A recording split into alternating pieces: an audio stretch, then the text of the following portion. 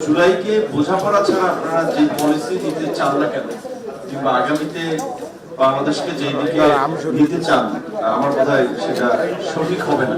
জেনারেশনকে বুঝতে হবে যে আপনাদেরকে একটা বিষয় কিন্তু পরিষ্কারভাবে মেনে নিতে হবে যে আপনারা রাজনৈতিকভাবে ফেল করেছেন এবং এই তরুণ যাদের যতটুকু বুঝ আছে শেষ পর্যন্ত বাংলাদেশকে একটা সফল গণ অভ্যুত্থানের দিকে কিন্তু তারা সেই জায়গা থেকে আপনারা যদি শুধু ভাবেন যে একটা নির্বাচন একটা ইলেকটেড গভর্নমেন্ট আসলে অনেক কিছু সহজ হয়ে যাবে, আমার মনে হয় যে সেটা সহজ হবে না। তারপরে অবশ্যই নির্বাচিত সরকার না পেলে দেশের অনেক ঝুঁকি থাকে, নির্বাচনের দিকে তো আমাদেরকে যেতেই হবে। আগে এই গণ অভ্যুত্থানে যে স্পিড ছিল, শুরুটা ছিল যে একটা যৌক্তিক ছাত্র আন্দোলনে ক্রমাগত রাষ্ট্রীয় বাহিনী সরকারি দল তাদের দমন পীড়ন এবং সবশেষ একেবারে পুরো রাষ্ট্রযন্ত্রকে লেলিয়ে দেওয়া, যেটা সমস্ত মানুষের বিবেককে নাড়া দিয়েছে, তারা রাজপথে নেমেছে।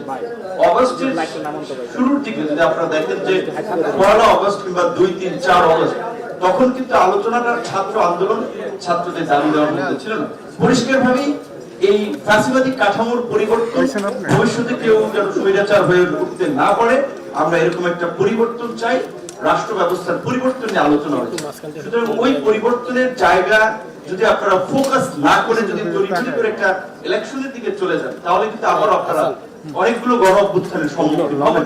আমার যেটা মনে হচ্ছে সেই জায়গা থেকে আমি এই রাষ্ট্র পরিবর্তন, রাষ্ট্র কাঠামো পরিবর্তন, পাওয়ার ব্যালেন্সের যে কোশ্চেন গুলো দীর্ঘদিন ধরে চলে আসছে, সেই জায়গায় কিন্তু আমাদেরকে জাতীয় ঐক্যের সাথে একটা সেটেলমেন্টে যেতে হবে। যেমন ধরেন আমরা এবার জাতীয় সাংবিধানিক পরিষদ বা এনসিসির একটা ধারাবাহিক আলোচনা করলাম, যাই হোক সেটা হচ্ছে না, কিন্তু তারপরে ডাবল চেম্বার বিশিষ্ট পার্লামেন্টের কথা আলোচনা হচ্ছে।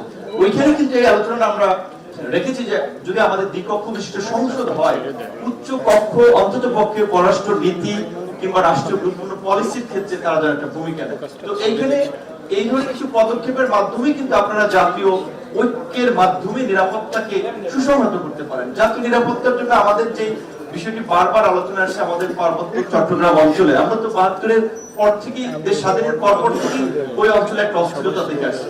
৫০ বছরে কিন্তু আপনারা নিরসন করতে পারেন।